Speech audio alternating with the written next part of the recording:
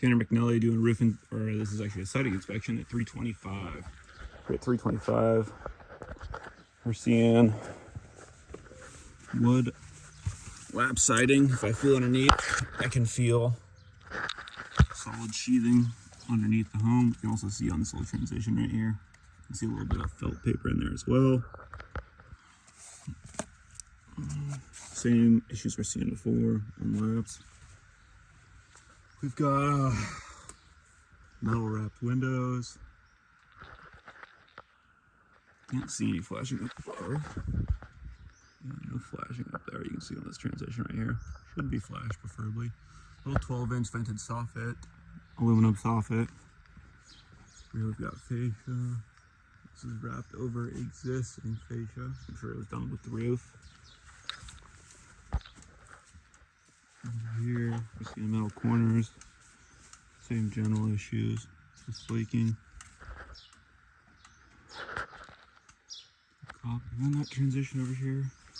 Here's where we're starting to see a little bit worse quality. Got some cracks throughout. A couple punctures, a couple areas. Looks like this was sprayed pretty recently. Same issues up here. So this is going to be a non-sheathed gable end. We've also got the same issue we had on the 1627 property, where we have gable vents up here and a ridge vent. The problem with gables, with soffit vents over here, ridge vents up top, and gable vents down below, is that air will shortcut from the soffit vents and then take the path of least resistance up to the gable vent and shortcut the whole ridge vent system. So whenever you're running a ridge vent and a soffit vent, you should not be running gable vents, so those should be covered up to prevent vent competition. A couple more dryer vents over here. Them need to be re-blocked around. Walking back through over here. Same general issues, nothing looks crazy over here.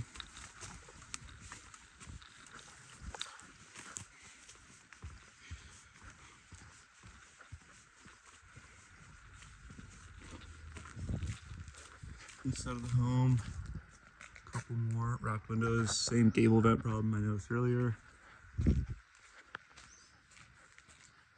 Electrical connection right there.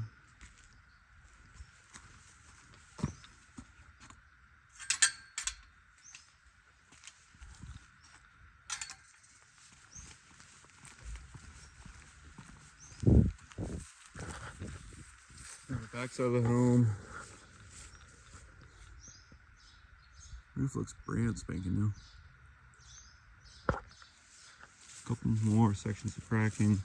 A couple hose bibs. You should be blocked and flashed around. That way, you know, water can't drive into this hole right here in the wall, come back into the house, and run back through the siding. All these punctures should be flashed and blocked around, especially once lower down the wall like this right here.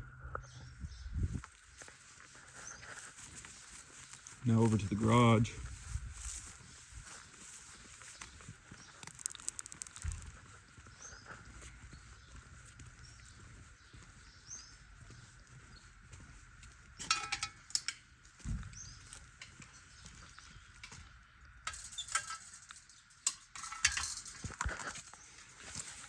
Same general issues. We can see the sheathing that I was talking about nicely right here. So back behind, we've got felt paper, and then behind that we've got either diagonal or horizontal lath.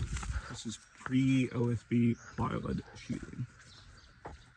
Sconce up there, more metal wrap.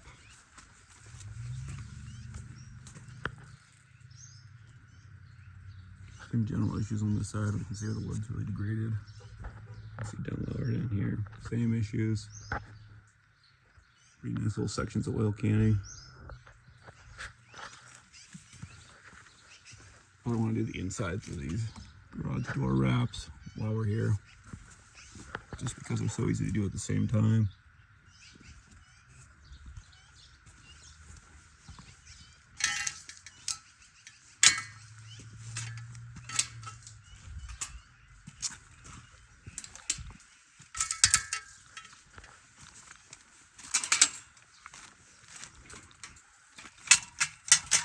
Here we're seeing more of the same issues. Look, we have a perfect example right here. Here is the diagonal lath I was talking about earlier with the tar papers. This is what's going to be on both homes because they're both pre-OSB and pre-plywood. You didn't see plywood in this region until like late 1940s. On the back side of the home.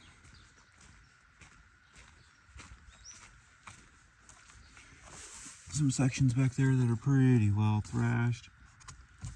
Here's more of the example of the diagonal lath. Really nice tight gaps on this system. On whoever built this garage. And some of that metal wrap up there. I'd prefer to just pull this off. Just because I think a wood product's gonna look so much better in that application. A wood or fiber cement, hardy, etc.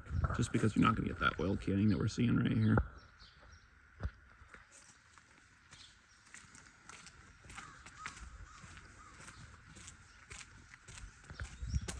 Okay, that's it for 325 Dearborn.